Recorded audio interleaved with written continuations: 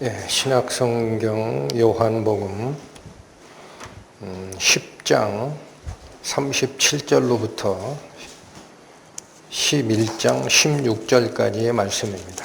페이지로 신약 164페이지입니다. 요한복음 10장 37절. 만일 내가 내 아버지의 일을 행치 아니하거든 나를 믿지 말려니와 내가 행하거든 나를 믿지 아니할지라도 그 일은 믿으라. 그러면 너희가 아버지께서 내 안에 계시고 내가 아버지 안에 있음을 깨달아 알리라 하신대. 저희가 다시 예수를 잡고자 하였으나 그 손에서 벗어나 나가시니라. 다시 요단강 저편 요한이 처음으로 세례 주던 곳에 가사 거기 거하시니 많은 사람이 왔다가 말하되 요한은 아무 표적도 행치 아니하였으나 요한이 이 사람을 가리켜 말한 것은 다 참이라 하더라. 그리하여 거기서 많은 사람이 예수를 믿으니라. 어떤 병든 자가 있으니 이는 마리아와 그의 형제 마르다의 촌 베다니에 사는 나사로라. 이 마리아는 향유를 주께 붓고 머리털로 주의 발을 씻기던 자요 병든 나사로는 그의 오라비러라. 이에 그 누이들이 예수께 사람을 보내어 가로되 주여 보시옵소서 사랑하시는 자가 병들었나이다 하니 예수께서 들으시고 가라사대 이 병은 죽을 병이 아니라 하나님의 영광을 위하며 하나님의 아들로 이를 인하여 영광을 얻게 하려 함이라 하시더라. 예수께서 본래 마르다와 그 동생 나사로를 사랑하시더니 나사로가 병들었다 함을 들으시고 그 계시던 곳에 이틀을 더 유하시고 그 후에 제자들에게 이르시되 유대로 다시 가자 하시니 제자들이 말하되 랍비여 방금도 유대인들이 돌로 치려 하였는데 또 그리로 가시려 하나이까. 예수께서 대답하시되 낮이 12시가 아니냐. 사람이 낮에 다니면 이 세상의 빛을 범으로 실족하지 아니하고 밤에 다니면 빛이 그 사람 안에 없는 거로 실족하느니라. 이 말씀을 하신 후에 또 가라사대 우리 친구 나사로가 잠들었도다. 그러나 내가 깨우러 가노라. 제자들이 가로되 주여 잠들었으면 낫겠나이다 하더라. 예수는 그의 죽음을 가리켜 말씀하신 것이나 저희는 잠들어 쉬는 것을 가리켜 말씀하신 줄 생각하는지라. 이에 예수께서 밝히 이르시되 나사로가 죽었느니라. 내가 거기 있지 아니한 것을 너희를 위하여 기뻐하노니 이는 너희로 믿게 하려 함이라. 그러나 그에게로 가자 하신대 디두모라 하는 도마가 다른 제자들에게 말하되 우리도 주와 함께 죽으러 가자 하니라. 기도하시겠습니다. 하나님 아버지, 오늘 또 저희는 하나님의 아들 되신 예수 그리스도를 통하여 저희에게 허락된 은혜의 그 깊이 속으로 들어가고자 합니다. 예수님께서 말씀하셨듯이 자는 자들을 말씀으로 깨워주시고 깬 자들은 떨쳐 일어나 하나님의 복음을 위해 전진하는 자 될 수 있도록 저희를 인도하여 주옵소서. 예수님의 이름으로 기도 올립니다. 아멘. 요한복음이 이제 11장으로 접어들면서 분량으로도 거의 반쯤 와 있습니다. 그래서 이쯤에서 저희는 요한복음이라는 복음서가 기록된 목적이 과연 무엇일까? 이걸 좀 생각을 하고 갔으면 합니다. 여러분, 요한복음을 빼고도 공관복음서 3가지가 이미 기록이 돼 있었죠. 그럼에도 불구하고 요한복음이 기록될 필요가 무엇이었겠는가? 성경은 요한복음을 별도로 기록하는 이유를 예수님의 출신 근원을 밝히고자 함이다라고 합니다. 예수님께서는 우리 다른 사람들처럼 땅에서 태어난 자, 땅에 속한 생명만 가지고 계신 자가 아니고 하늘로부터 생명을 받아 가지고 내려오신 분, 예수께서 설명하신 말씀대로 한다면 하나님의 아들 되심을 드러내려 이 요한복음을 기록했다라고 말씀을 하고 계시고, 예수님의 그러한 신적 근원에 대해서 말로만 선언해봐야 사람들이 믿지 못하잖아요. 그래서 예수님의 그 신적 근원에 대해서 믿을 만한 증거를 제시하기 위해서 요한복음서가 기록됐다. 이렇게 말씀을 하십니다. 요한복음 20장 가보시죠. 184페이지. 요한복음 20장 마지막 2절입니다. 30절, 31절.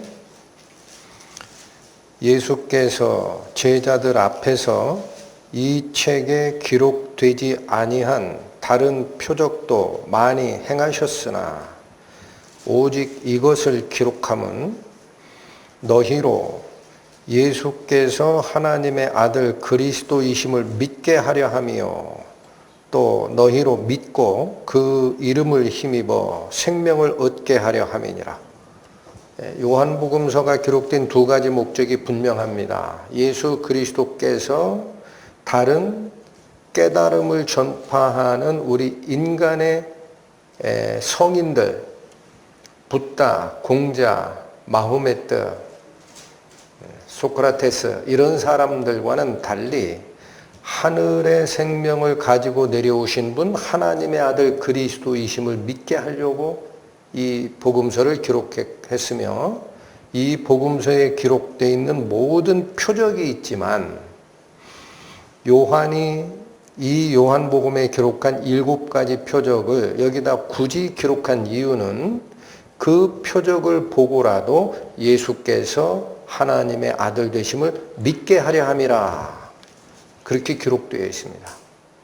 그래서 여러분, 예수께서 땅의 생명을 가진 자가 아니라 하늘로부터 오신 분 하나님의 아들이심을 나타내려고 하나님께 사용되는 용어, 하나님께 사용됐던 구약의 용어, 자존자, I am who I am, 나는 스스로 존재하는 자니라 라는 그 I am을 헬라어로 표현하면 에고 에이미라는 이 단어를 가지고 예수님의 정체를 7번의 I am으로 표현한다 라고 말씀을 드렸습니다.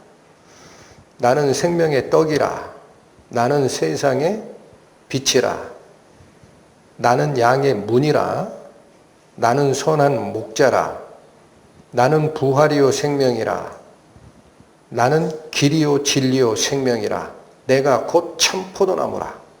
하나님의 숫자 7을 사용해서 자존자, 창조주, I am who I am 이라고 표현했던 그 창조주 하나님께 사용됐던 그 칭호로 예수 그리스도를 7번을 증거한 거예요.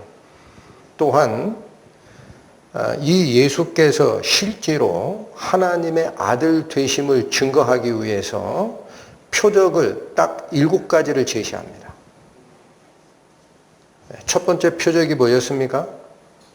물을 포도주로 만드는 기적이죠. 두 번째 표적은 왕의 신하의 아들이 죽게 됐을 때 직접 가시지도 않고 멀리서 말씀으로 치유를 해내십니다.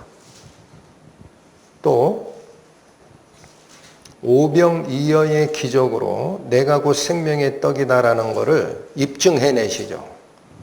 그리고 갈릴리 바닷물 위를 걸어오시면서 무생물 자연을 다 통치하시는 통치자이심을 보이셨습니다. 또 38년 된 병자를 고쳐 일으켜내시는 능력을 행하셨고, 태어나면서부터 소경됐던 자의 눈을 띄우는 기적을 행하시고, 오늘 마지막 기적입니다. 죽은 나사로를 살리는 표적을 또한 내보이십니다. 이것이 요한복음이 우리를 끌고 가는 예수께서 하나님의 아들 되심과 그 증거 능력으로 그가 보인 7가지 표적을 기록하는 그 중간에 와 있습니다.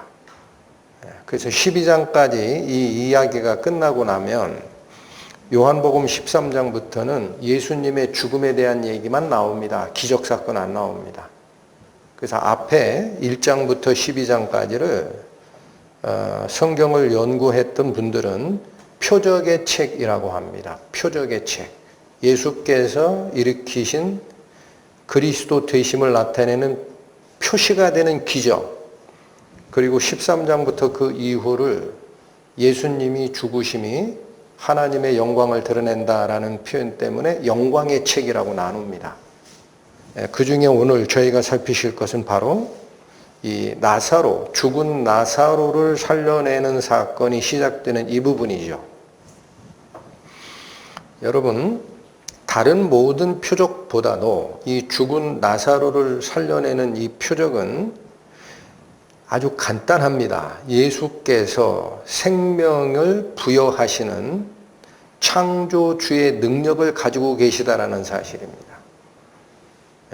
죽은 자를 살려내는 기적은 예수께서 없던 생명을 불어넣으시는, 생명을 부여하시는 창조주의 능력을 행하시는 분이다라는 얘기입니다. 그리고 이 표적을 끝으로 더 이상 표적을 얘기하지 않으시는 이유는 뭐냐면, 여러분, 나사로를 살린다라는 거는요, 나사로만 사랑하셔서 살린 게 아니고 앞으로 우리가 나사로예요. 우리가 죽어, 육체가 죽어 썩을지라도 예수 그리스도의 부활 생명력으로 우리를 구해내시겠다라는 예수님의 죽음과 부활의 예표적 사건입니다. 그래서 더 이상은 표적을 거론하지 않고 예수님의 십자가 죽음과 부활하시는 사건을 13장 이후에 쭉 기록하는 영광의 책이 후속으로 나오게 됩니다. 37절 보시죠. 만일 내가 내 아버지의 일을 행치 아니하거든 나를 믿지 말려니와 내가 행하거든 나를 믿지 아니할지라도 그 일은 믿으라. 여러분, 지금 이 말씀이 누구한테 하고 있는 말씀이죠? 지난주에 살피셨듯이 나와 아버지는 하나이니라, 이 말씀으로 인해서 유대 당국자들이 저 신속모독하고 있다, 돌로 치려 했었죠. 그리고 설명을 한 후에 너희가 나를 믿을 수 없다면 나를 믿으라고 얘기는 안 하겠다. 다만 뭐를 믿으라? 내가 아버지의 일을 행하거든 그 일만은 제발 믿으라. 여러분, 이거는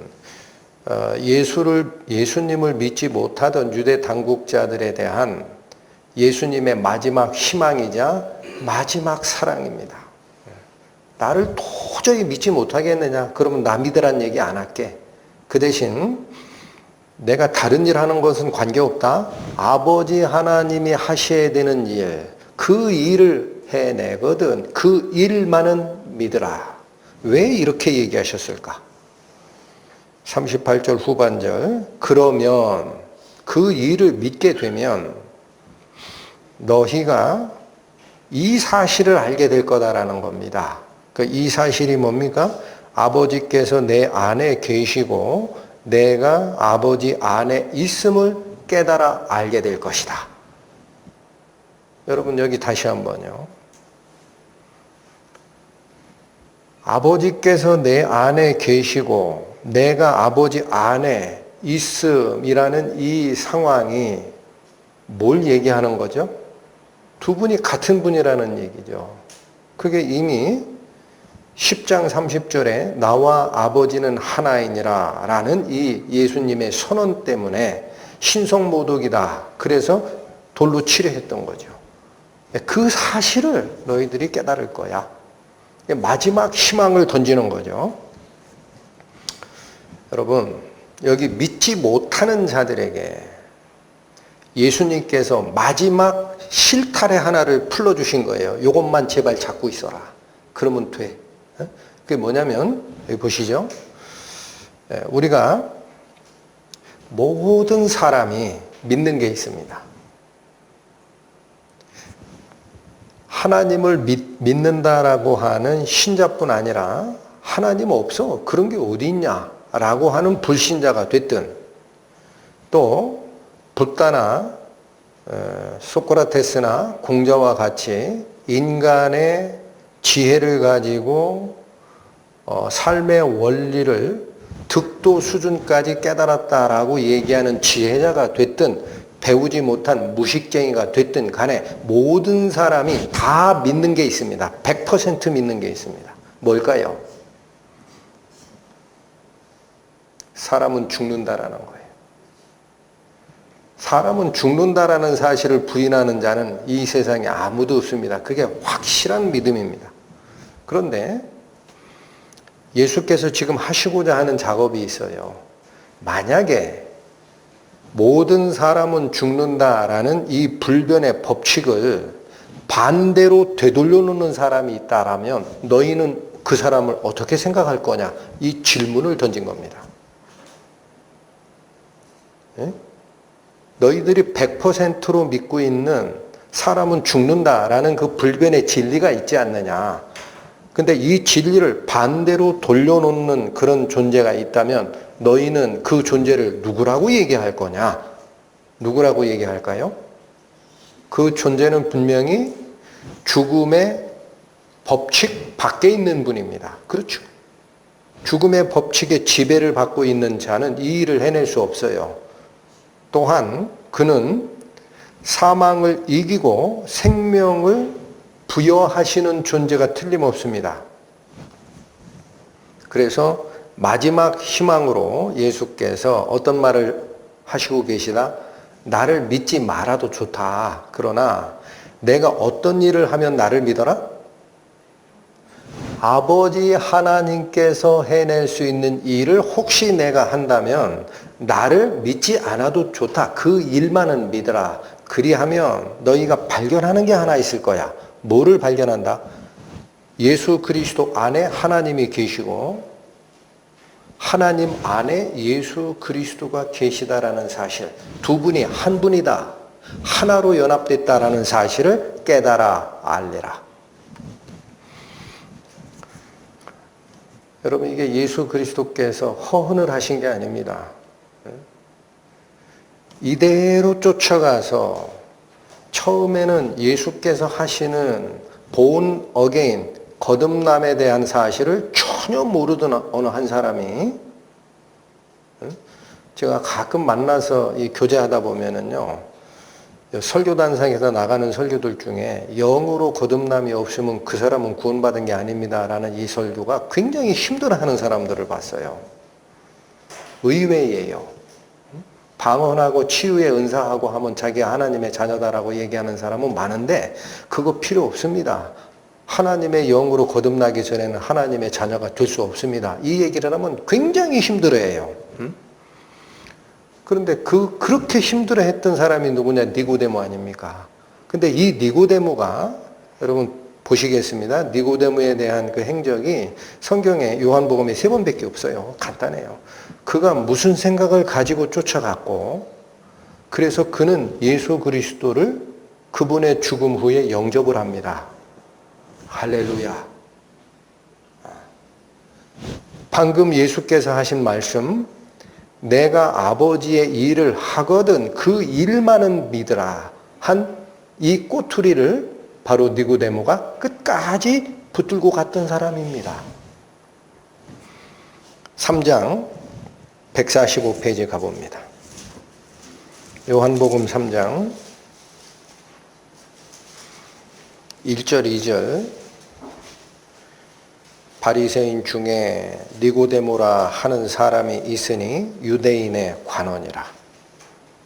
그가 밤에 예수께 와서 가로되 랍비여 우리가 당신은 하나님께로서 오신 선생인 줄 아나이다.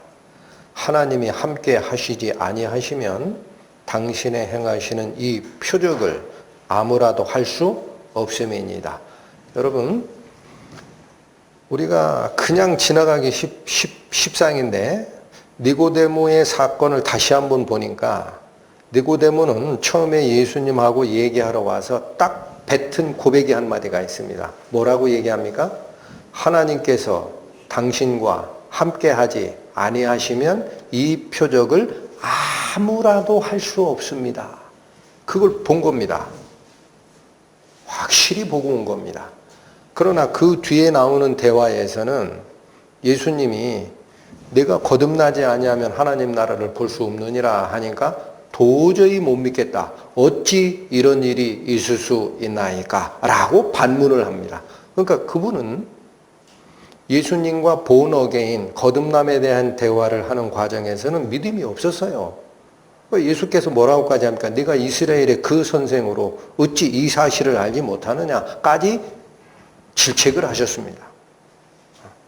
그런데 이 니고데모, 예수님이 행하신 표적은 하나님이 함께한 결과다라는 이 믿음, 그가 붙들고 있는 한 실타래 하나, 이걸 계속 붙들고 있었기 때문에 이 니고데모만큼은 중간에 예수님을 판단하지 않았습니다.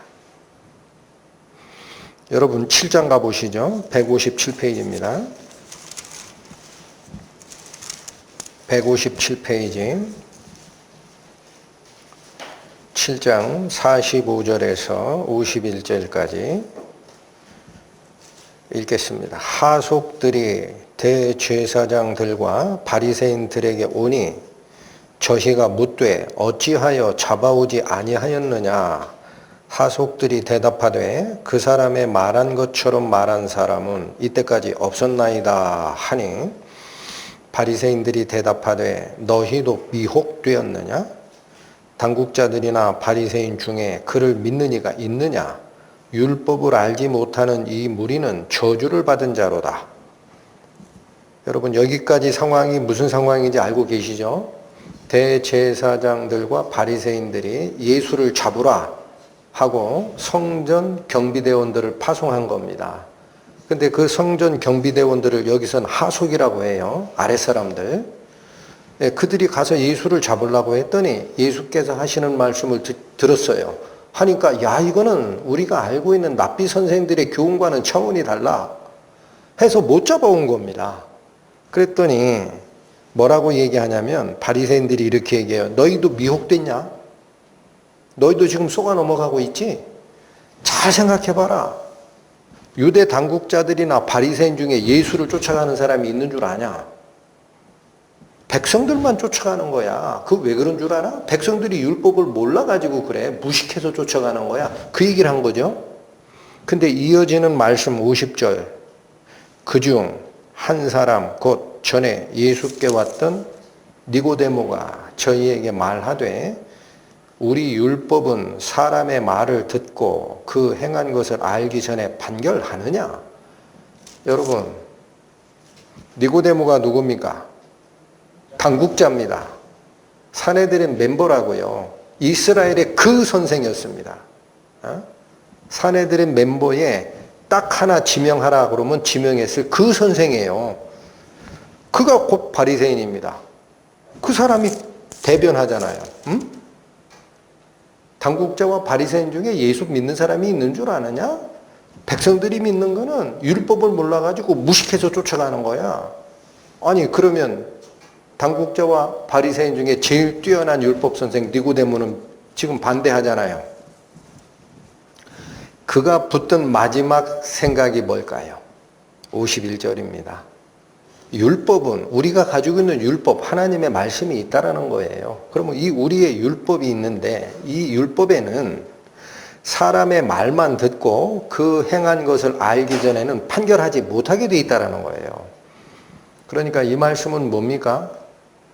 니고데모는 예수께서 하시는 말씀은 잘 이해를 못하는 게 있어요. born again이라는 말을 했을 때 도저히 믿지 못하겠다라고 합니다. 그러나 그가 하는 행위의 종말, 끝을 보기 전에 예수를 판단할 수 없다라는 거예요. 그러니까 오시기 전에도, 예수께 오기 전에도 당신은 하늘에서 내려온 선생인 줄 내가 압니다. 이유가 뭔지 아십니까? 누구라도 하나님이 함께 하시지 않는 상태에서는 예수 당신께서 하는 이러한 표적은 할 수 없습니다. 행위를 보고 증거를 발견한 자예요. 그 마지막까지 뭐는 결정을 미룹니까? 예수의 말을 가지고 판단하지 말라는 거예요. 그 행함을 알기 전까지는 판단을 미뤄달라. 그렇죠? 이 니고데모가 예수께서 죽으신 후에 예수님을 영접합니다. 바로 그 끝난 풀을 놓지 않았기 때문에. 여기 보시죠. 19장 183페이지.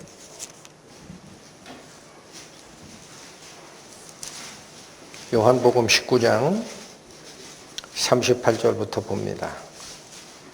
아리마대 사람 요셉이 예수의 제자이나 유대인을 두려워하여 은휘하더니, 여러분 한자가 어렵죠. 은휘하다라는 것은 숨어 지낸다라는 뜻이에요.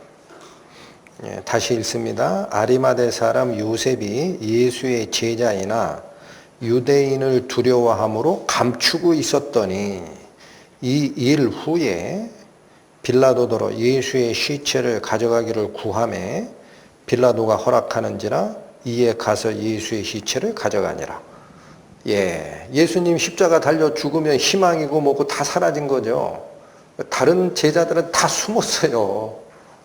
12제자가 아니에요. 여기 누구예요? 여기 나오는 아리마대 사람 요셉도 당국자 중에 하나라고 신학자들이 얘기를 합니다. 사내들인 멤버였을 거다. 근데 그자가 예수님의 제자이지만 유대인들이 무서워서 출교당할까 무서워서 숨어 지내다가 예수님이 돌아가신 걸 딱 보고 도저히 안 되겠다. 그래서 자기를 드러냈습니다. 빌라도한테 딱 가가지고 그 시체 내려주세요. 제가 장사 지내야 되겠습니다. 이렇게 요구를 합니다. 한 사람이 또 나옵니다. 39절.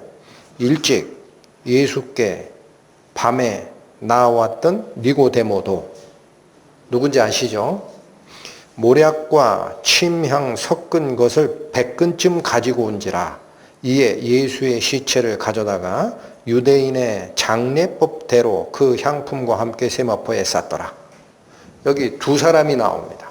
아리마대 요셉이라는 자, 옛날에 밤에 몰래 찾아왔다 예수께 네가 거듭나지 아니하면 하나님 나라에 들어갈 수 없다라는 가르침을 받았던 그 니고데모 둘이, 한 사람은 로마 총독 앞에 당당히 나아가서 시체 내려주십시오. 우리가 장례 진행됩니다. 라고 한 사람이고, 자기가 사용하려고 파놨던 새 돌무덤에 예수님을 장사를 지내게 하는 분, 아리마대 요셉. 또 한 사람은 밤에 몰래 찾아왔던 니고데모가 뭘 가지고 왔다고 그래요? 모략과 침향 섞은 것 100근. 여러분 이게 궁금해서 저도 찾아봤더니 이 정도 물량이면 애굽에 가면, 이집트에 가면은 파라오의 그 미이라들 많이 발견되죠. 그 안 썩게 해놓는 그 방부제 겸 미이라로 장례를 지낼 때 한 사람의 장례에 필요한 충분한 양이라고 합니다. 그러니까 이건 뭐냐면 왕들의 제사에 사용되는 향품이에요. 가격을 얼마 정도 할까라고 찾아봤더니 가격을 알 수 없다라는 거예요. 어느 신학자는 아마 전 재산 팔아야 이 정도 나올 거다 그래요. 귀하신 왕이 돌아가셨을 때 필요한 그 모략과 침향이라는 아주 귀한 향품을 살 정도, 100근 정도 살 정도면 모르긴 몰라도 사내들인 멤버였던 니고데모 재산 반은 팔았을 겁니다. 그러니까 아깝지 않은 거예요. 그러니까 이러한 행위들이 뭐냐?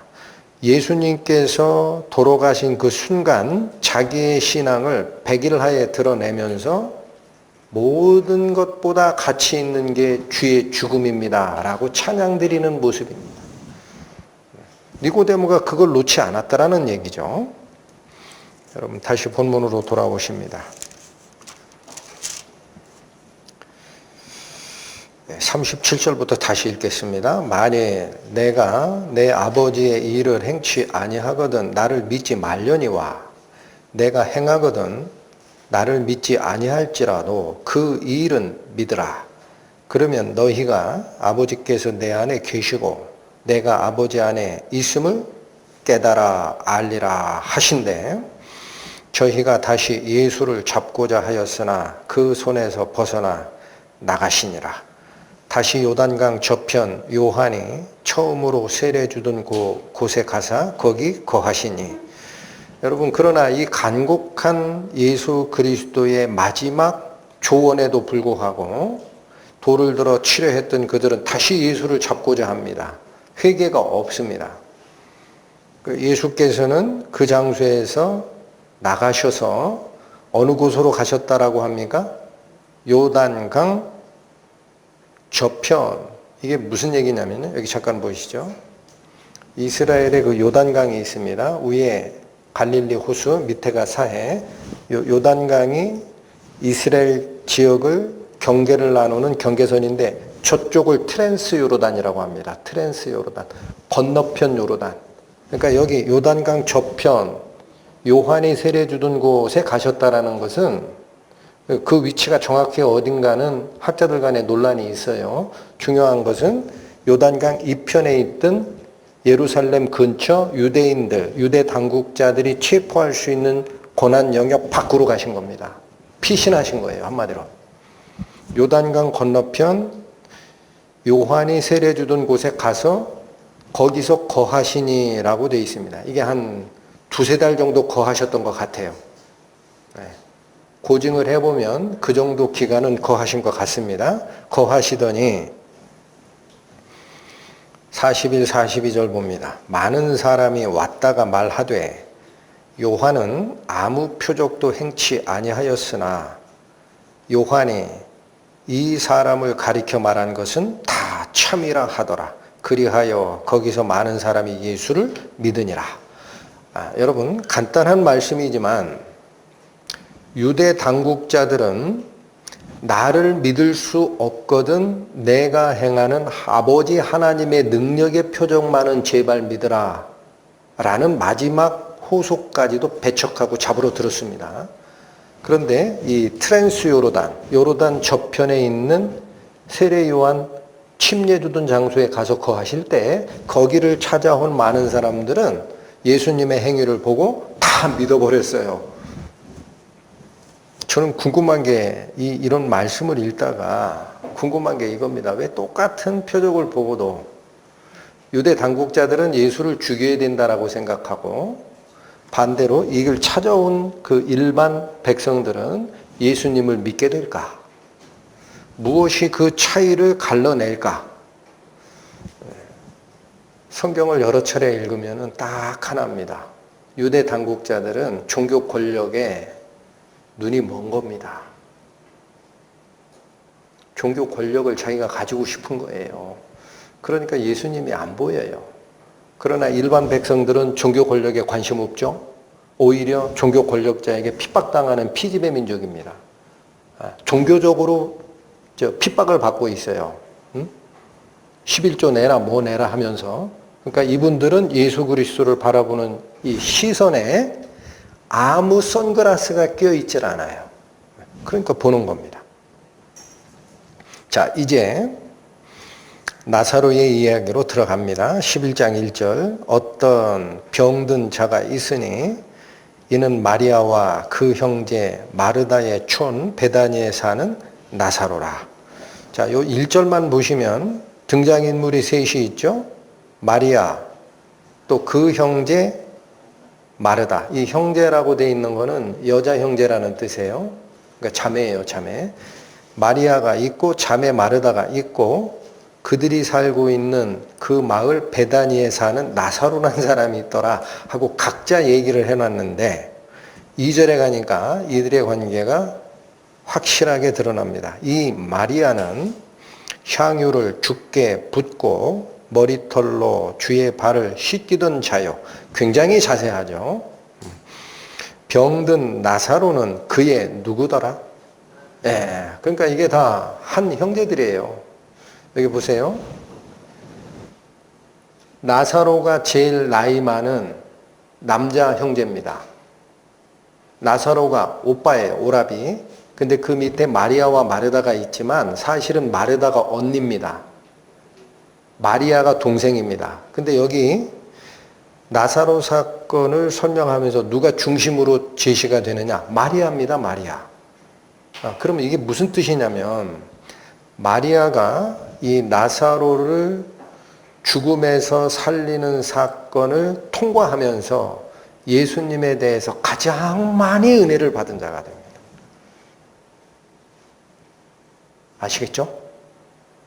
마리아를 여기 자꾸 강조하는 이유가 뭐냐? 자기 오빠 나사로가 죽었다가 살아나는 이 사건 전체 과정을 통해서 마리아는 예수님에 대한 믿음이 한 단계 업그레이드 됩니다. 그래서 이 기쁨에 넘쳐서 예수님의 죽음을 온 힘을 다하여 찬양을 합니다. 그래서 2절 다시 보시면 이 마리아는 향유를 주께 붓고 머리털로 주의 발을 씻기던 자라 라고 말이 나오죠. 이건 미리 땡겨온 겁니다. 이 사건은 언제 일어납니까? 나사로를 살리는 사건 이후에 일어납니다. 12장 가십니다. 12장. 12장 1절 6월절 엿새 전에 예수께서 베다니에 이르시니 이곳은 예수께서 죽은 자 가운데서 살리신 나사로에 있는 곳이라. 이게 아마 나사로의 집이었을 것 같아요. 아니면 나사로의 일가 친척의 집이든지. 2절 거기서 예수를 위하여 잔치할세 마르다는 이를 보고 나사로는 예수와 함께 앉은 자 중에 있더라. 3절 마리아는 지극히 비싼 향유 곧 순전한 나드 한 근을 가져다가 예수의 발에 붓고 자기 머리털로 그의 발을 씻으니 향유 냄새가 집에 가득하더라. 자, 마리아가 하는 행동을 잘 보십시오. 여기 순전한 나드 한 근이라고 합니다. 이게 나드 향은 성경학자들이 연구한 바에 의하면은 히말라야 산맥 근처에서 나는 굉장히 귀한 향료입니다. 그거 전체를 여기도 보면 나드 한 근이라고 하죠. 600g 정도 됐을 걸로 보여집니다. 그거를 다 예수의 발에 붓고 머리털로 발을 씻겼어요. 그래서 향유 냄새가 집에 가득하더라. 4절 봅니다. 제자 중 하나로서 예수를 잡아줄 가룟 유다가 말하되 이 향유를 어찌하여 300데나리온에 팔아 가난한 자들에게 주지 아니하였느냐 하네. 요 셈이 빠른 가룟 유다는 벌써 계산을 딱 한 거예요. 저 향유 한 근, 옥합이라고도 합니다. 그 향유를 담는 이 병으로 돼 있는 그 케이스, 이게 한 근짜리인데 저거 정도면은 얼마 정도 간다? 300데나리온. 이게 얼마치의 가치가 있죠? 한 데나리온이 성인 하루치 품삯이라 그래서 데나리온, 데이에서 가져온다라고 생각하시라. 그러면 300데나리온이면은 성인이 300일 노동한 품삯의 가치죠. 한마디로 1년치 이상의 연봉이 들어가야 삽니다. 우리 지금 현재 화폐 가치로 생각하면 4천에서 5천만 원 정도 돼요.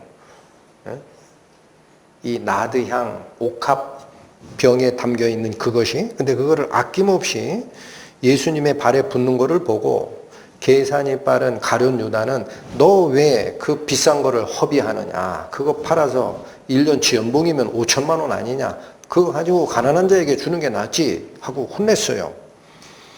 근데 6절 보면 반전이 일어나죠. 이렇게 말하면 가난한 자들을 생각함이 아니요 저는 도적이라 돈꾀를 맞고 거기 넣은 것을 훔쳐가미로라.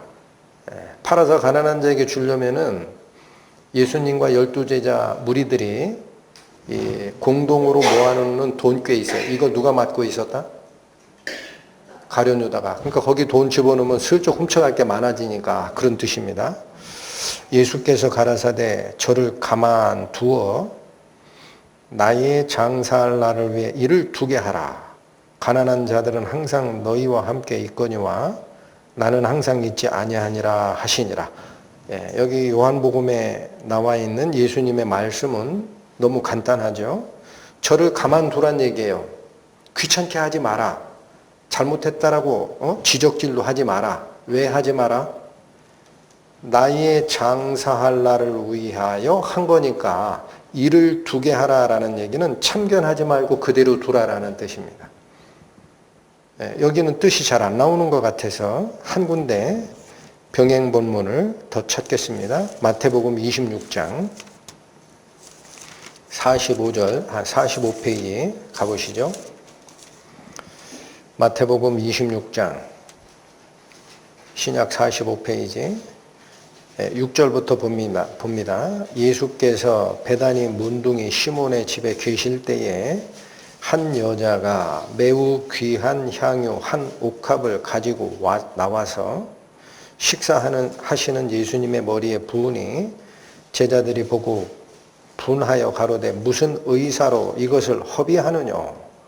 자, 여기선 제자들이라고 표현했지만 요한복음은 이거를 딱 적시했죠. 누구라? 돈깨 맡고 있었던 가룟 유다가 주도한 거예요. 9절 이것을 많은 값에 팔아 가난한 자들에게 줄 수 있었겠노라 하거늘. 자, 예수님 설명이 깁니다. 여기 10절 예수께서 아시고 저희에게 이르시되 너희가 어찌하여 이 여자를 괴롭게 하느냐. 저가 내게 좋은 일을 하였느니라.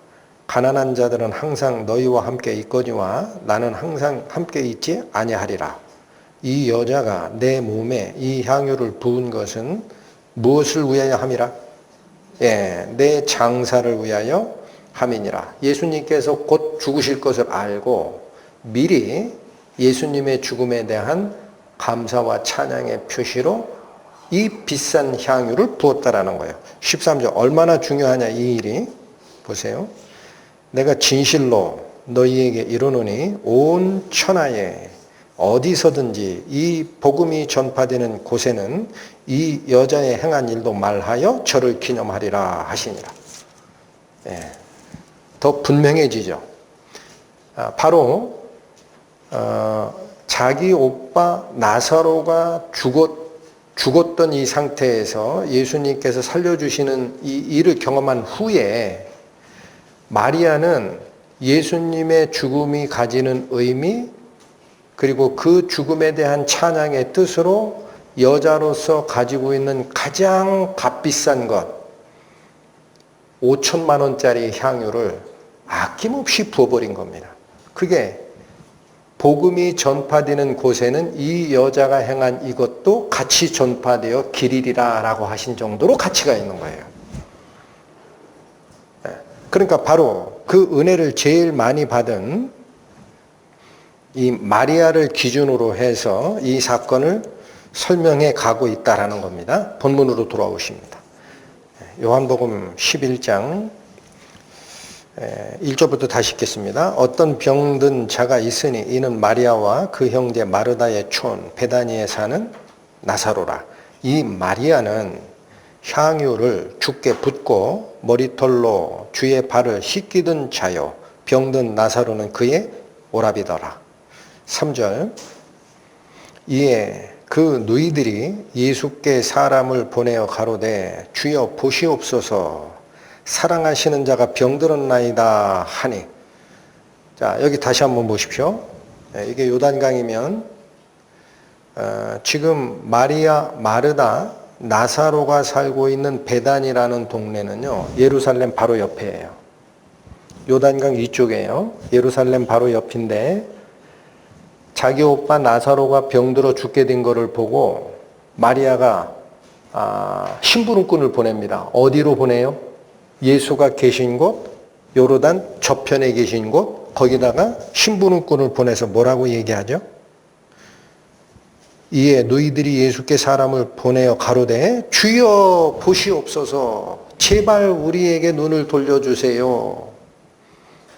그리고 사랑하시는 자가 병들었나이다. 이 말은 뭐예요? 멀뚱멀뚱 보고 있으란 얘기입니까? 빨리 와서 고쳐달란 얘기입니까? 말해 뭐합니까?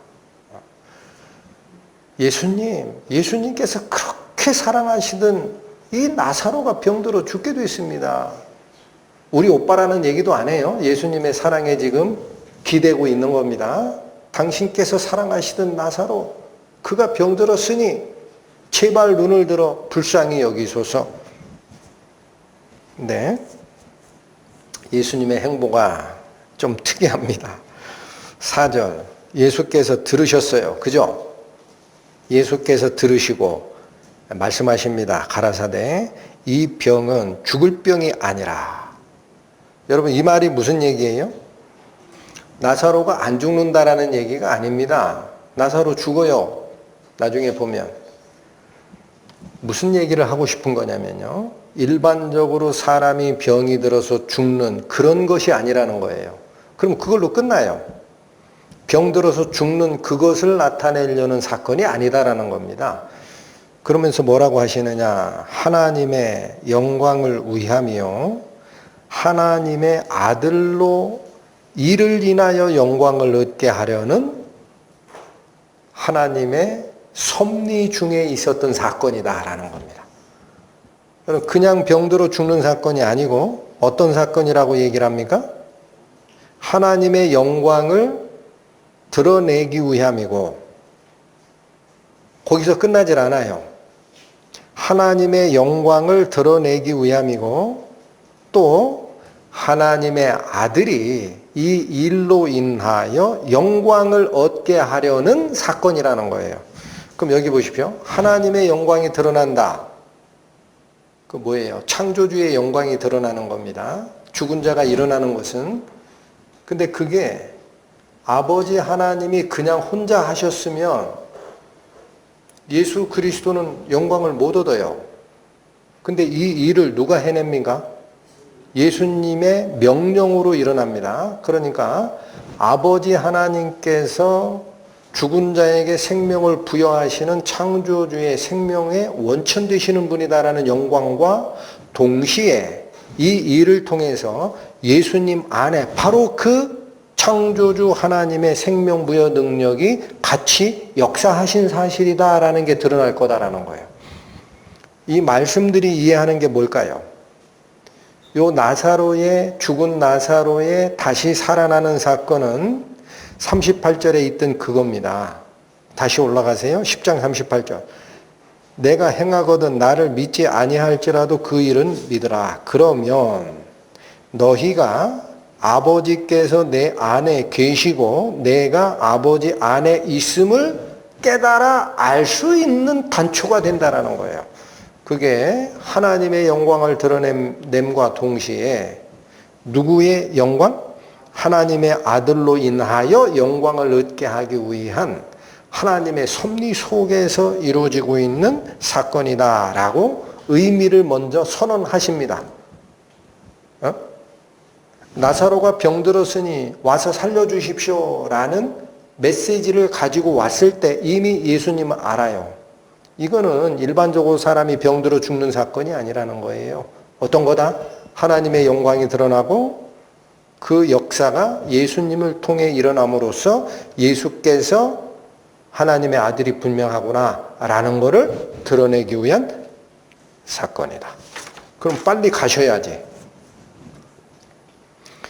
그런데 5절 보십니다. 예수께서 본래 마르다와 그 동생과, 여기 확실히 나오죠? 마르다가 언니고 그 동생이 마리아입니다. 나사로를 사랑하시더니, 자, 5절이 들은 이유는 뭐냐면요, 미리 읽어보신 분들 알 겁니다. 당신의 사랑하시는 자 나사로가 병들었나이다 라는 소식을 들으면 사랑의 하나님, 사랑의 예수님 같으면 득달같이 가서 고쳐주실 걸로 봤어요. 근데 안 그러세요. 어떻게 하시죠? 이틀간 더 머무릅니다. 여러분, 그런 급한 전갈이 오면은 1시간, 1분이 급해요. 근데 예수님 득달같이 안 달려가요. 얼마 동안 더 있어요? 이틀간 더 있어요. 그러니까 이 사건이 이해가 안 될 수 있으니까 5절은 뭐냐면 우리 독자들에게 확실히 알려주고 싶은 게 있어요. 예수님은 마르다로 사랑하셨고 동생 마리아도 사랑하셨고 나사로까지 사랑하신 거야. 헷갈리면 안 돼? 그 얘기입니다. 예수께서 본래 마르다와 그 동생과 나사로를 사랑하셨다 이거예요. 그리고 나서 6절이 나옵니다. 나사로가 병들었다 함을 들으시고 그 계시던 곳에 이틀을 더 유하십니다. 이해하기 힘들죠? 예. 자, 6절의 앞에 지금 우리 개역 한글 성경에는 번역이 생략된 접속사가 하나 있습니다.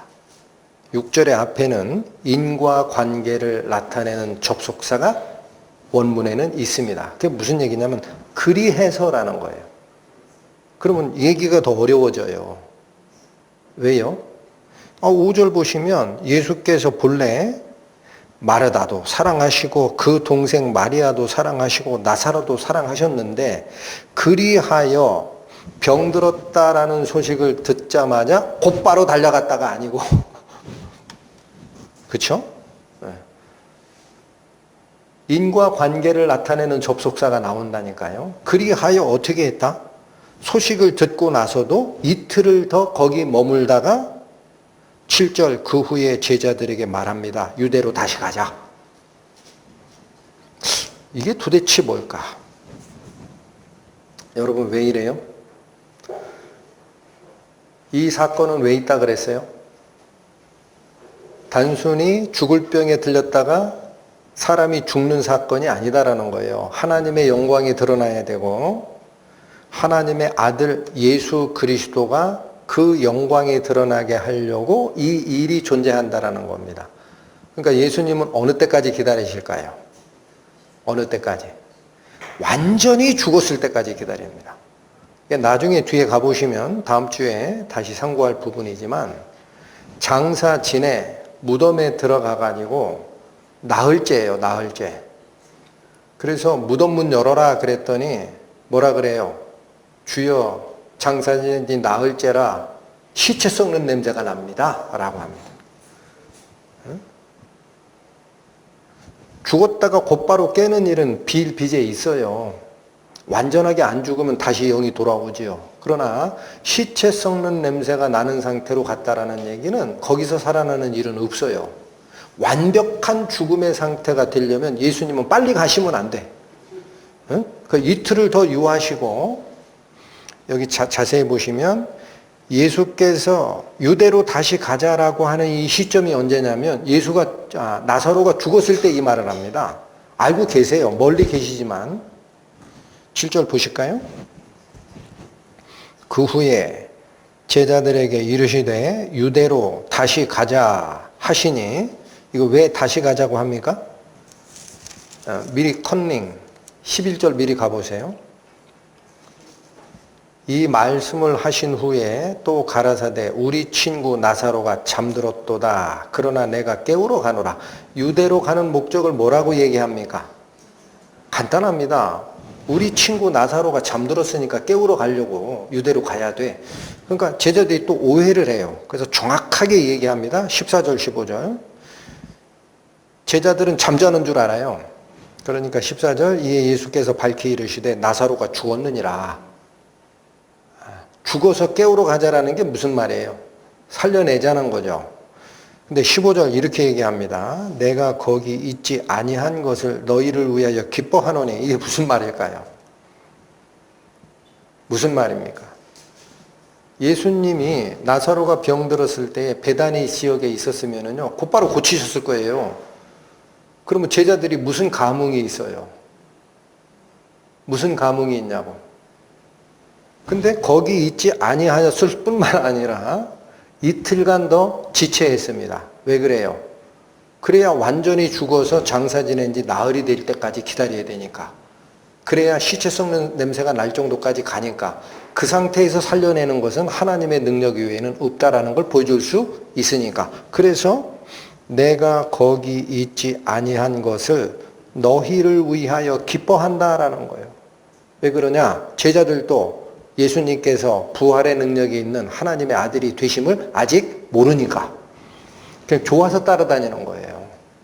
여러분, 여기 교회 나오시는 분들 중에 혹시 교회에서 선포되는 이게 좋아서 내가 종교를 하나 가져야 되는데 불교보단 여기가 낫다 싶어서, 혹은 앞에서 말씀 전하는 목사가 내 마음에 든다 해서 나오시는 분 계십니까? 여기 제자들의 상태랑 똑같은 줄 아셔야 됩니다. 제자들이 아직 뭐를 몰라요. 예수님이 부활 생명을 주시는 분이라는 사실은 아직 몰라요. 아직 모른다고. 그래서 내가 거기 있지 아니한 것을 너희를 위해 기뻐하노니, 그 왜 그러냐? 이는 이 일이 있으면, 이 일을 내가 행하면, 이 말이 생략된 거예요. 이 사건이 지나야만 너희로 믿게 하려 함이라. 그제서야 너희가 나를 하나님의 아들이 되심을 확실히 믿게 될 것이다. 그리고 뭐라고 그래요? 그에게로 가자. 이렇게 얘기합니다. 자, 여기 다시 오세요. 7절부터 다시 읽습니다. 그 후에 제자들에게 이르시되 유대로 다시 가자 하시니, 이 말씀이 떨어졌어요. 그러면 여기 보세요. 예수님을 나의 스승이시오 메시아 되시는 구세주이십니다 라고 고백하고 쫓아다니는 12제자는 예수님이 가자 그러면 따라가야 돼요? 말아야 돼요? 따라가야 돼요? 말아야 돼요? 안 따라가면 그건 제자가 아니지. 예? 행동으로 보여야 돼요, 지금. 그런데 8절에 보면 제자들이 화들짝 놀랍니다. 이 말이 떨어지니까 8절 보세요. 제자들이 말하되 랍비여, 방금도 유대인들이 돌로 치려 하였는데 또 그리로 가시려 하나이까? 여러분, 방금도라고 했지만 이건 최근에라는 얘기예요. 이 일이 최근에 있었다라는 거예요. 언제 그랬어요? 10장 말미에 나와 아버지는 하나이니라, 이 선언 때문에 유대 당국자들이 네가 어찌 사람으로 하나님을 아버지라고 하여 신성 모독하느냐 해서 돌로 쳐서 죽이려고 했잖아요. 그 도망온 거 아니에요. 요르단강 이쪽 편, 트랜스 요르단, 여기로 도망와 있는데 얼마 전 일인데, 예수님 정신 차리세요. 거길로 또 가. 유대인들이 돌로 치려 했던 게 얼마 전인데 그걸로 또 가자고? 화들짝 놀랍니다, 제자들. 그러니까 9절, 10절 예수님이 이 말씀을 하십니다. 예수께서 대답하시되 낮이 12시가 아니냐. 여기 12시라고 된 거는요, 원래는 시간입니다. 시간. 낮이 12시간이 있다라는 거예요. 그렇죠. 밤이 12시간, 낮이 12시간 합쳐 24시간이죠. 낮이 12시간이 아니냐. 사람이 낮에 다니면 이 세상의 빛을 봄으로 실족지 아니하고 밤에 다니면 빛이 그 사람 안에 없는 거로 실족하느니라. 예수님 무슨 말씀을 하시고 싶었을까요? 여기 9절 10절이 얘기하는 거는 물리적 환경에서는 다 알아듣는 얘기입니다. 여러분, 오늘날처럼 이 전기 문명이 발달한 시대에서는 밤에도 다녀도 돼요. 가로수 불이 쫙쫙 켜 있는데 뭘. 근데 이 2000년 전 유대 지역에서는요, 밤만 되면은요, 깜깜무소식이야. 다니다가는, 저 돌멩이에 걸려서 웅덩이에 빠져서 넘어져요. 낮에 해가 있을 때만 다녀야 되는 거예요. 12시간. 그쵸? 그 뻔한 얘기를 하신 걸까? 아닙니다. 이 말은 무슨 얘기냐면, 빛 대신 예수님과 같이 한다면 너희가 어둠의 세력에 붙잡히는 일은 없다라는 겁니다. 응? 내가 빛 대신 하나님의 아들로 이 땅에 내려온 빛이라. 어디서 선언했죠? 요한복음 1장. 응? 기억하시죠? 그러니까 나랑 같이 다니면 낮 12시간 안에, 낮 12시간 안에 빛 아래, 태양빛 아래에서 다니는 것처럼 실족할 일이 없어. 내가 다 보호할 거야. 그 뜻이고, 또 하나는 요한복음에 이게 두 번 사용이 돼요. 하나는 어두움의 세력에 잡히지 아니할 것이다 라는 말씀을 하셨습니다. 나중에 여러분 궁금하신 분 찾아보세요. 12장 35절에 있어요. 빛을 따르는 자는 어두움에 붙잡히지 아니한다 라고 되어 있습니다. 그 다음에 또 하나 의미가 뭐냐면 이거예요. 얘들아, 이겁니다. 얘들아, 유대로 다시 가자 하니까 죽을까봐 화들짝 놀라냐? 그런데 있잖아. 빛 되신 나, 하나님의 아들로 온 나는 내가 존재하는 이 낮의 기간 동안에 하나님의 일을 꼭 해야 되는 게 있어. 그러니까 갈 수밖에 없단다? 이 두 가지 뜻이에요. 이건 한번 찾아보겠습니다. 9장 4절 5절입니다. 161페이지 요한복음 9장 4절 때가 아직 낮임에 나를 보내신 이의 일을 우리가 하여야 하리라. 전에 말씀드렸죠. 예수께서 낮과 밤을 가를 때는 영적 의미는 하나님의 복음이 역사하는 기간을 낮이라고 합니다. 그래서 때가 아직 낮임에 나를 보내신 이 누구? 하나님의 일을 내가 하여야 하리라, 우리가 하여야 하리라. 그러니까 제자들도 같이 가야 돼요. 우리가 하여야 하리라. 밤이 오리니 그때는 아무도 일할 수 없느니라. 여기까지 하면 또 못 알아들을 것 같으니까 예수님이 5절 내가 세상에 있는 동안에는 무엇이라? 세상의 빛이라. 그러니까 본문으로 오십시오. 8절에 제자들이 화들짝 놀라니까 예수님께서 낮과 밤의 원리를 설명하신 것은 두 가지입니다. 얘들아, 내가 빛이기 때문에 나와 함께 다니면 어둠의 세력이 너희를 해할 수 없어. 이 첫 번째 메시지랑 또 하나의 메시지가 뭡니까? 낮에는 낮의 일을 하는 거야. 복음이 전파되는 시대에는 너희들도 다 같이 복음의 일을 해야 되는 거야. 이 얘기를 한 겁니다. 나 혼자 가겠다라는 얘기를 한 게 아닙니다. 같이 가자는 이 말이. 자, 그런데 이 얘기가 잘 이해를 못할 상황이니까 11절과 12절을 가지고 구체적으로 설명을 해냅니다. 11절 이 말씀을 하신 후에 또 가라사대 우리 친구 나사로가 잠들었도다. 그러나 내가 깨우러 가노라. 제자들이 가로되 주여 잠들었으면 낫겠나이다 하더라. 여러분 11절 예수님이 구체적인 유대로 가는 목적을 여기서 제시를 합니다. 왜 간다 그래요? 나사로가 잠들었으니까 깨우러 간다 그래요. 그게 일반적으로 잠자는 것을 얘기하는 게 아니죠. 근데 제자들은 영적 언어를 이해를 못 해냅니다. 지금도. 그러니까 대뜸 대답을 뭐라고 합니까? 12절처럼 합니다. 제자들이 가로되 주여 잠들었으면 낫겠나이다 하더라.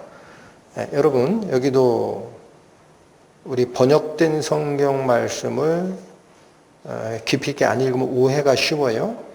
잠들었으면 낫겠나이다라는 말이 무슨 뜻이에요? 잠들었으면 낫겠나이다. 나사로가 잠을 잔다면 병마의 고통을 받던 시기가 지나서 이젠 휴식기에 들어간 거 아닙니까? 라는 거예요. 그다음 낫겠나이다라는 거는 미래형입니다. 낫게 되겠네요 라는 거예요. 그렇게 잘 안 읽히죠? 그 뜻입니다. 그러니까 무슨 얘기냐면 11절에 예수님이 유대로 가자라고 제자들을 지금 독촉을 하는데 거기 가면 유대 당국자들이 돌로 쳐서 죽일 거 아니에요. 생명의 위협이 있잖아요. 그런데 예수님이 가는 이유를 구체적으로 뭐라고 밝혔어요? 우리 친구 나사로가 잠들었으니까 깨우러 가자라고 하잖아. 그러니까 제자들이 딱 생각하는 게 있어요. 나사로가 병든 게 아니라 지금 자고 있다고요? 그러면 휴식하고 있네. 그럼 예수님 깨우러 안 가도 돼. 그냥 날 거야. 이해하셨어요? 제자들은 뭐가 제일 걱정해요? 유대로 갔다가 돌 맞아 죽을까봐 제일 걱정해요, 지금. 한마디로. 그러니까 갈 필요 없다라는 거예요. 예수님 잠자면 됐네. 그 뒤에는 낫겠지. 응? 원래 병에 걸린 사람은 잠들어요? 아니죠. 고통이 심하지. 그럼 벌써 휴식기에 들어갔다는 얘기 아닙니까? 예수님, 그럼 뭐하러 깨우러 가? 날 거야. 그냥 놔둬. 우리 안 갈 거야. 안 가도 돼. 그 얘기를 하고 싶은 거예요, 제자들은. 자, 그러니까 14절, 15절 예수님께서 정확하게, 13절 안 읽었습니다. 예수는 그의 죽음을 가르쳐 말씀하신 것이나 저희는 잠들어 쉬는 것을 가리켜 말씀하신 줄로 생각하는지라. 오해예요, 오해. 제자들이 영적 언어를 이해를 못합니다. 그래서 예수님이 밝히 말합니다. 14절. 이에 예수께서 밝히 이르시되, 이제 정확하게 알려줍니다. 뭐라고 알려줘요? 나사로가 죽었느니라. 아마 이거는 이제 제가 조금 이제 살을 덧붙이면, 나사로가 잠들었다, 깨우러 간다라는 말 너희들은 나사로가 쉬는 줄 아느냐? 나사로가 죽었다는 얘기야, 이놈들아. 가야 되냐, 안 가야 되냐? 예를 들면 제자들이 가기 싫어하는 그 모습, 그걸 딱 읽으시고 예수님이 쭉 펼쳐주는 거예요. 그러면서 뭐라고 하느냐면, 너희들도 가야 된다라는 거예요. 너희들도. 나사로가 죽어서 깨우러 간다라는 것이 그 중요한 게 아니에요. 그러면 제자들은 또 뭐라고 생각하겠어요? 여러분, 이 시대를 살고 있는 우리 신자들도 똑같은 위험에 빠집니다. 무슨 일이 있어요? 예수님이 하실 일이에요. 그럼 예수님 하시면 되지 뭘. 내가 뭐 거기 관여를 해요. 나는 my way, 내 길을 갈 거야. 이렇게 생각한다고. 근데 예수께서는 무슨 얘기예요? 나사로가 죽었으니까 내가 깨우러, 자, 깨우러 간다고 할 때 우리가 깨우러 간다고 그랬어요? 내가 깨우러 간다 그랬어요? 11절 가시 보세요. 이 말씀을 하신 후에 가라사대 우리 친구 나사로가 잠들었도다. 여기까지는 우리죠. 그러나 우리가 깨우러 가노라예요? 내가 깨우러 가노라예요? 그 예수님 혼자 가시면 되네. 이렇게 얘기할 수도 있다. 그래서 15절에 뭐라고 합니까? 확실히 얘기합니다. 내가 거기 있지 아니한 것을 너희를 위하여 기뻐한다라는 거예요. 너희에게 줄 기쁨이 있다. 이 사건을 통해. 그 왜 그러냐? 이는 너희로 믿게 하려 함이니 같이 가자. 또 얘기하는 거예요. 여러분, 예수님이 제자들에게 주고 싶은 너희의 기쁨이 뭐냐? 응? 예수께서 어떤 존재라는 사실을 믿게 하는 걸까요? 예수께서 가르침을 주시는 메시아 구세주로 오셔서 그 당시 제자들과 3년 반 가까이 동고동락을 하면서 가르침 주시는 그거를 얘기하는 게 아니에요.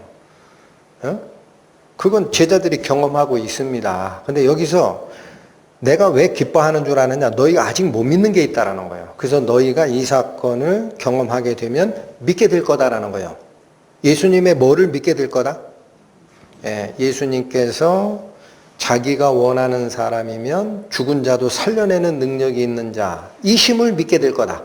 5장 21절 봅니다. 5장 21절 150페이지입니다.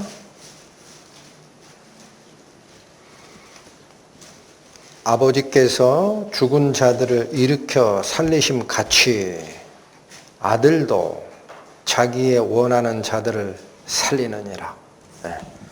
예수님 이미 말씀하셨거든요.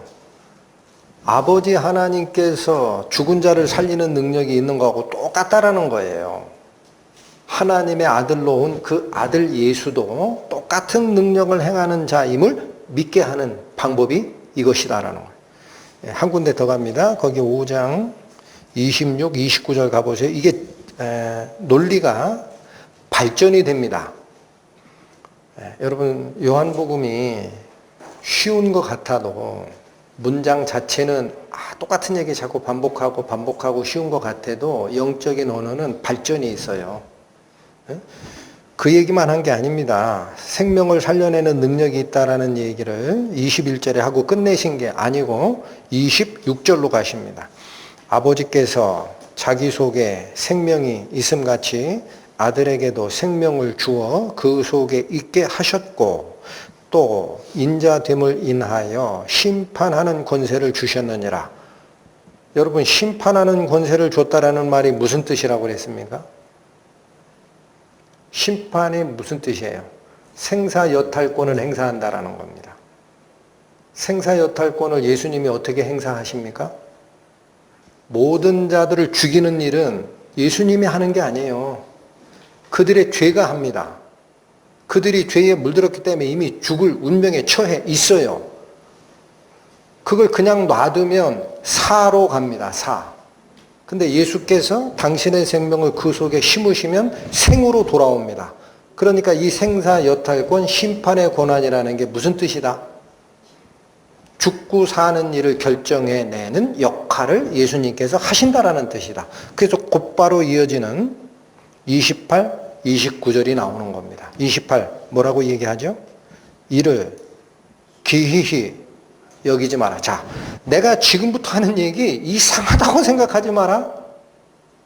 어? 예수님 하시는 얘기예요. 사람들이 이걸 못 믿어요. 그래서 기독교를 껍질로 믿고 있다고. 껍데기 신앙을 가지고 있다고. 응? 이를 기이히 여기지 말라. 무덤 속에 있는 자가 그의 음성을 들을 때가 오나니 선한 일을 행한 자는 무슨 부활로? 악한 일을 행한 자는 무슨 부활로 나오리라. 네, 여러분, 그래서 여기 잘 보십시오. 아까 제가 말씀드린 게 있습니다. 하나님을 믿는 자든 하나님이 어디 있어 하고 무신론을 믿는 자든 굉장히 똑똑해서 인간이 터득할 지혜의 꼭대기에 가 있던 자든 글자 하나 모르는 무식쟁이든 간에 모든 사람이 100% 믿는 게 있다 그랬어요. 그게 뭐다? 사람은 죽는다. 그런데 어떤 사람도 믿지 못하는 가장 믿을 수 없는 사건이 있어요. 그게 뭘까요? 죽은 자가 살아난다라는 거예요. 그게 뭐냐? 사람이 가지고 있는 생각의 이 한계입니다. 죽음은 끝이다라고 보니까 죽으면 끝이지 뭐가 있어. 절대 못 믿습니다. 근데 예수님이 지금 선언하시는 게 뭡니까? 무덤 속에 있는 자들이 뭐를 들을 때가 와요? 그의 음성을 들을 때가 와요. 이게 예수님의 음성이에요. 죽은 자들이 하나님의 아들의 음성을 들을 때가 오나니 듣는 자는 살아나리라.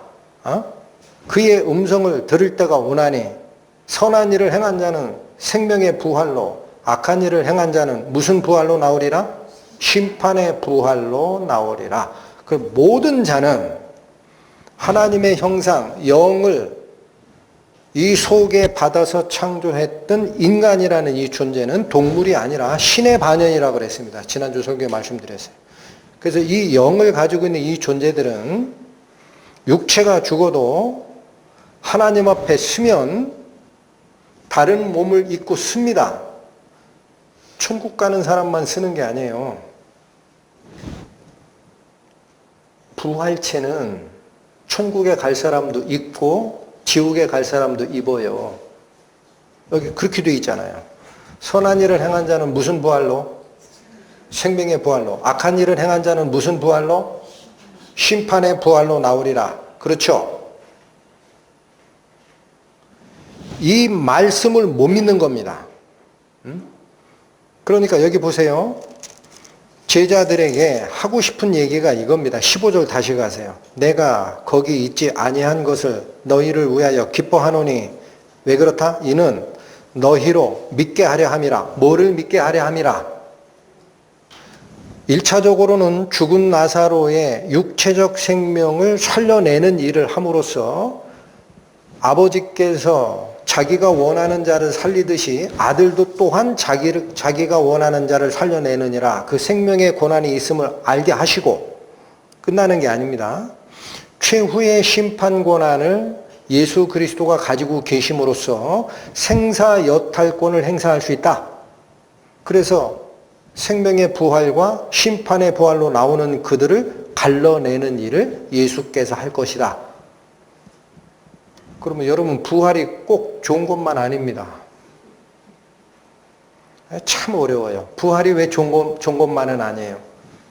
심판의 부활로 나오면요, 이 몸이 아닌 부활체를 입고 심판을 받아요.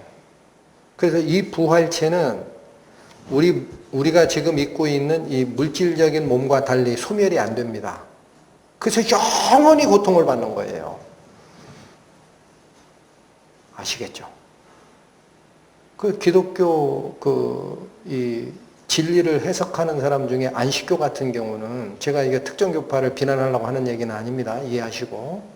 안식교 같은 는 뭐라고 얘기하느냐면요, 영원 소멸설을 얘기해요. 심판을 받아 지옥에 가면 사랑의 하나님이 어떻게 영원한 고통을 허락하시겠느냐? 그 부활체가 불에 타는 정도의 고통이 끝나면 사라진다라고 얘기해요. 성경은 그렇게 얘기한 적이 없습니다. 세세토록 이를 갈미 있으리라. 여러분, 성경 말씀을 쭉 따라가야 됩니다.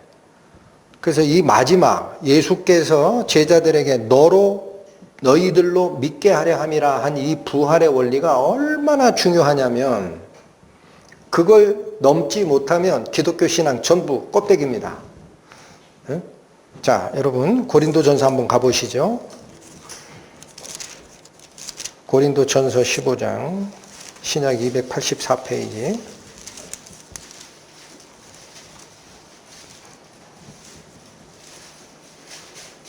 신약 284페이지, 고린도전서 15장 50절부터 보십니다. 형제들아, 내가 이것을 말하노니 혈과 육은 하나님 나라를 유업으로 받을 수 없고, 또한 썩은 것은 썩지 아니할 것을 유업으로 받지 못하느니라. 이 무슨 말이죠?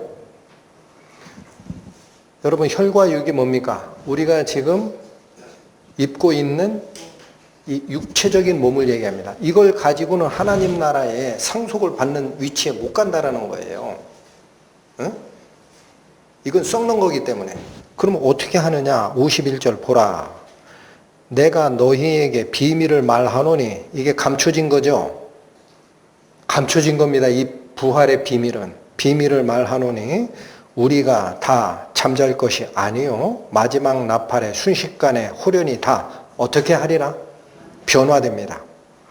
나팔 소리가 나매 죽은 자들이 썩지 아니할 것으로 다시 살고 우리도 변화하리라.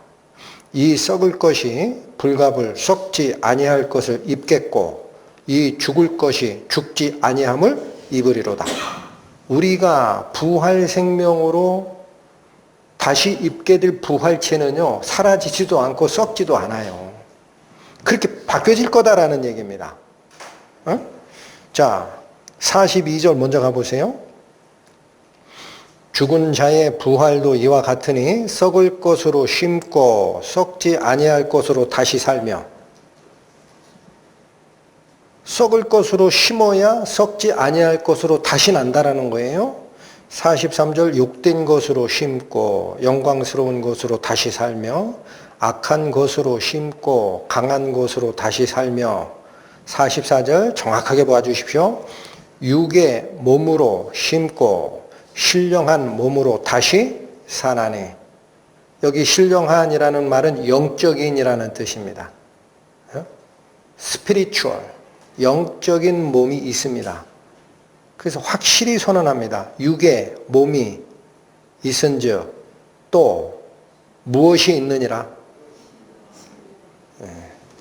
에스겔 36장에 이 말씀이 있었습니다. 또 새 영을 너희 속에 두고 새 마음을 너희에게 주되 너희 육신에서 굳은 마음을 제거하고 부드러운 마음을 줄 것이다. 에스겔 36장 26절의 이 말씀은 우리 속에 있는 영이 있었는데, 이 영이 여기 보시면 굳은 상태라고 그러죠. 이렇게 굳은 마음이라고 하죠. 이 굳은 마음이라는 게 뭐냐면 딱딱해진 것, 죽어서 생기가 없어진 상태입니다. 그걸 제거하시고 뭘 주겠다? 말랑말랑한 마음. 그게 살아있는 거거든요.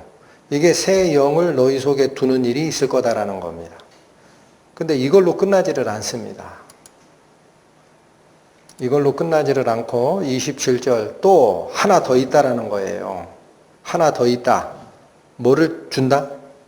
내 영을 너희 속에 두어 너희로 내 율례를 행하게 할 것이라 라는 거예요. 그렇게 되면 하나님의 영을 주게 되면 너희가 내 규례를 지켜 행하는 상태가 될 것이라. 여기 내 영.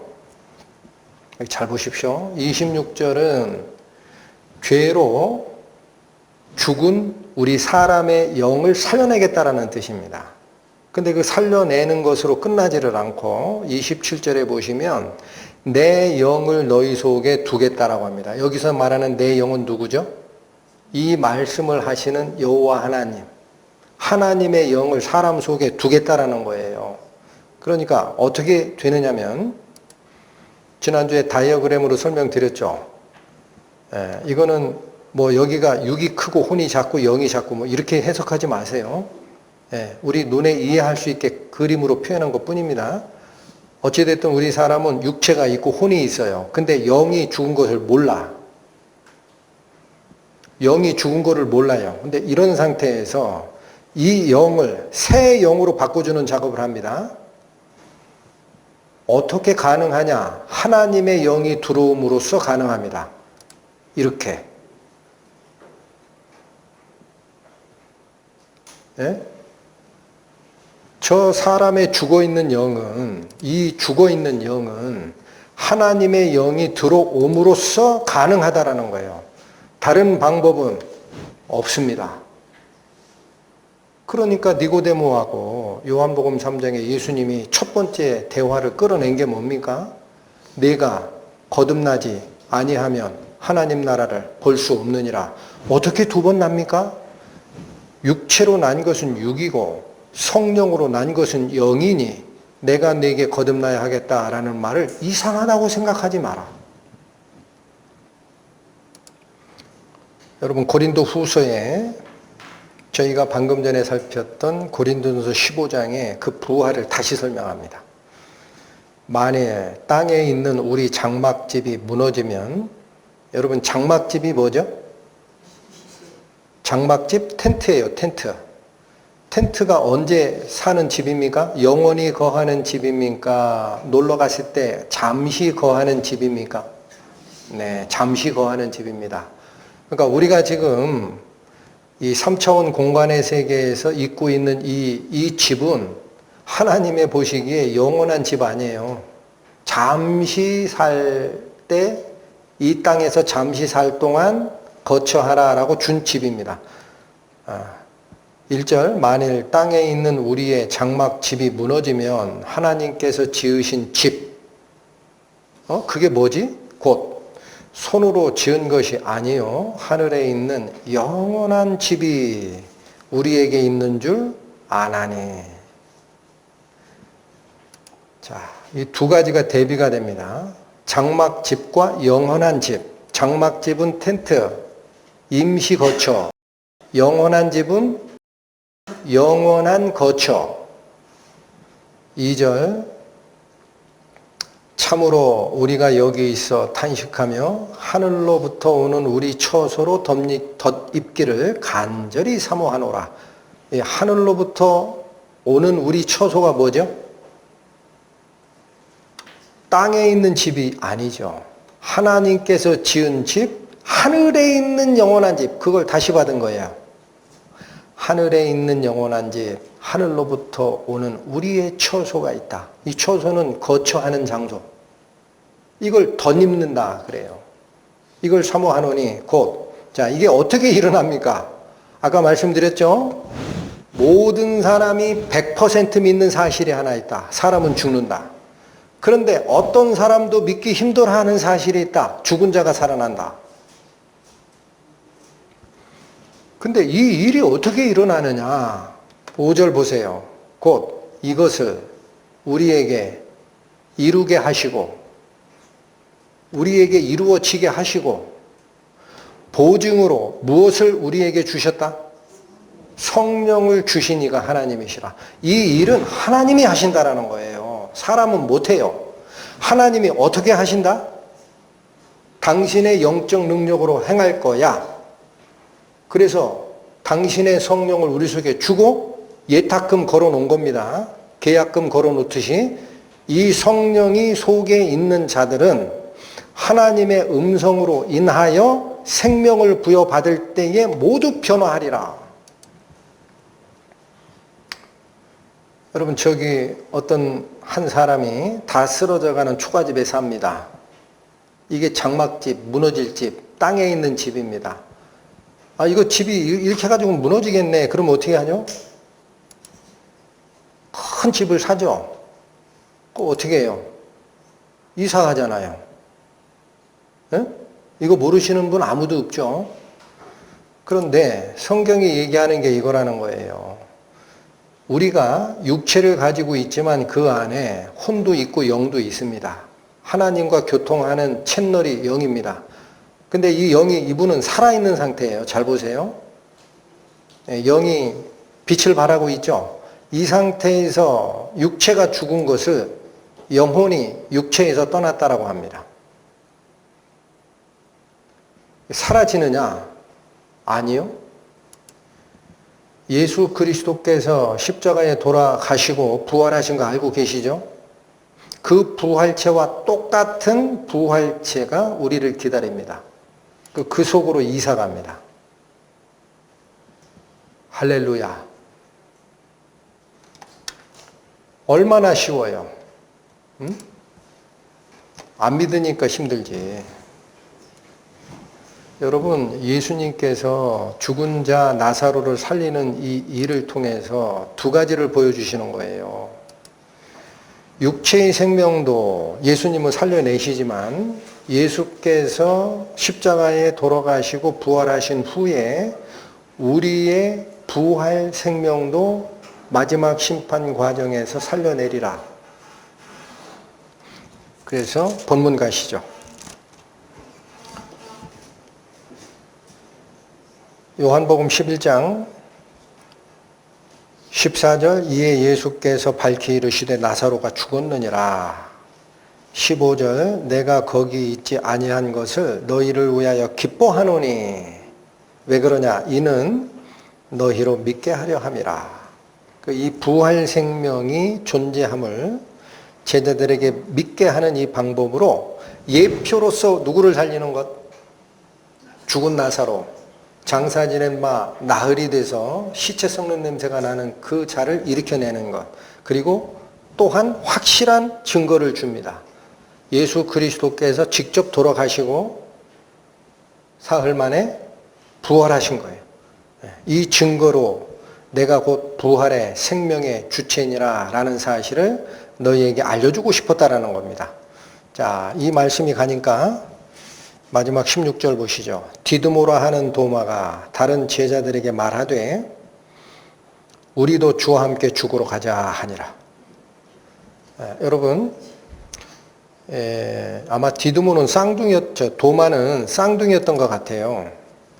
여기 디드모라는 이 말은 헬라어로 쌍둥이를 얘기합니다. 그래서 쌍둥이 도마를 지칭하고 있고 이 도마가 의심 많은 도마라고 우리 성경 읽으신 분들 기억하죠? 왜냐하면 예수님 부활하시고 나서도 나를 안 믿는다 그랬거든요. 도마가. 다른 제자들이 다 믿는데 나는 안 믿는다. 내 앞에 예수님 나오라고 그래. 부활체 입고. 그럼 내가 그 못자국에 손도 넣어보고 옆구리 창자국에 한번 넣어보고 만져보고 나서 확실하면 내가 믿을 거야. 했던 의심 많은 도마. 네, 그런데 여기 16절은 다른 은혜가 있습니다. 여러분, 도마가 의심만 한 게 아니에요. 도마는 확실한 증거를 요구를 한 겁니다. 아직은 그게 안 나타난 거예요. 그러나 부활에 대해서 잘 모르는 이 상태에서도 도마는 어떻게 하자 그래요? 다른 제자들에게 말합니다. 예수님께 한 게 아니에요. 예수님의 뜻이 확실한 걸 보셨어. 너희들 믿는 것도 이 관련이 있는 사건이야. 나사로가 죽은 게. 이 얘기를 하시자마자 도마는 예수님에 대해서 따지는 게 아닙니다. 제자들을 향해 돌아섭니다. 그렇죠? 디도모라 하는 도마가 누구에게? 다른 제자들에게 뭐라고 얘기해요? 야! 우리도 죽으러 가자! 이게 뭐예요? 여기 보십시오. 예수님의 부활 능력을 아직 다 체험한 게 아닙니다, 제자들이. 그러니까 유대로 다시 가자 그러면은, 유대 당국자들이 돌로 치려 했던 게 엊그제인데 또 가십니까? 우리 죽어요 그러면 하고 걱정하던 제자들에게 도마는 뭐를 드러내는 거예요? 예수님의 뜻이 확실하고 이 일이 우리의 믿음을 위한 거라면 우리가 따라가서 돌에 맞아 죽을지언정 가자라는 의지입니다. 여러분 도마의 믿음을 보셔야 됩니다. 저는 이 말씀을 읽으면서도 오늘날 예수 그리스도의 부활을 전하는 복음의 전사 크리스찬 성령으로 거듭난 우리들이 잠에서 깨어나서 분연히 일어서서 죽음을 불사하고 복음의 전선에 같이 뛰어들어야 되는 게 아니냐라는 생각을 했습니다. 기도하고 마치겠습니다. 하나님 아버지 감사합니다. 오늘 본문을 통해 저희는 하나님께서 저희들에게 주시고자 하시는 영적인 은혜의 핵심을 발견하게 됩니다. 이 세상에서 어떻게 먹고 어떻게 즐기고 어떻게 누리느냐 하는 한시적 삶이 아니라 예수 그리스도께서 주시고자 했던 그 영원한 부활의 생명, 그곳을 향하여 눈을 들고 잠자는 자들아 죽은 자들 가운데서 깨어 일어서라 라는 말씀처럼 기쁨으로 하나님의 일에 동참하는 자 되기를 요구하신 말씀을 보았습니다. 이후 저희의 마음이 세상 속에 섞여 사느라 무뎌지고 또 세상에서 누리는 그 기쁨과 달콤함에 속지 않고 하나님의 영원한 기쁨, 그곳을 향하여 힘을 낼 수 있도록 은혜를 더하여 주옵소서. 예수님의 이름으로 기도 올립니다. 아멘.